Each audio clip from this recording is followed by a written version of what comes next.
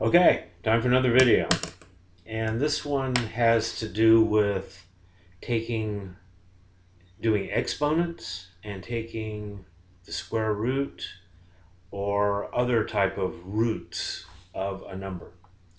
So let's look at how to enter something like this. And let me clear. And let's say I want to raise 3 to the 5th power. And I'm looking for something that looks like, there it is. How about that? To the 5th power. Enter. Now, what does that really mean? 3 is funny, simple, and 5. What that means is this. 3 raised to the 5th power. And the exponent is the 5. So let's go back and look at what we've got. 3 raised to the 5th power is 3 times 3 times 3 times 3 times 3. 5 of them. I hope I did 5 there. Okay, so let's say you were given this 243 here, and you wanted to do the reverse of that. The reverse of that is going to be using one of these math functions.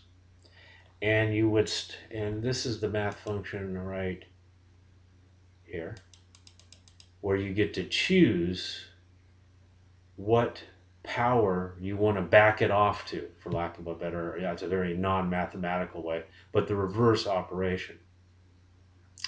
So let me get out of here because I can't use this yet. I have to put this X in first. So let's quit.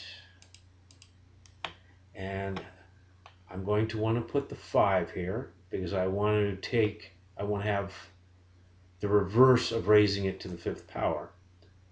So 5. Now I mosey on over here to math. And right here, enter. And now it wants me to put 243 here. And I hit enter. 3.